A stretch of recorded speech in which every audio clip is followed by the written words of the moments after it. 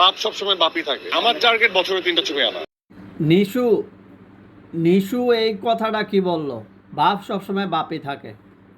তা এই যে ক্যারিয়ার, নিশুর ক্যারিয়ারটাই ধ্বংস হইল, এরকম আরও অতীতেও অনেক কথাবার্তা বলছে।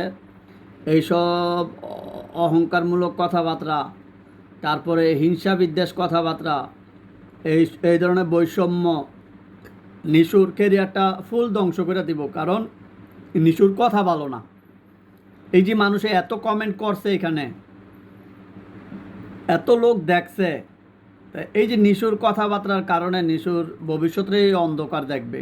কারণ তার কথা ভালো না, তার জনপ্রিয়তা কমে যাবে। তা আমরা জাহিদ খানের দেখছি, জাহিদ খানের অনেক কথাবার্তা বলার কারণে জাহিদ খানের আজকে হিরো আলমের সাথে মিলাই দিছে। টাকলা মুরাদ আওয়ামী লীগের প্রভাবশালী নেতা, টাকলা মুরাদও কথার কারণে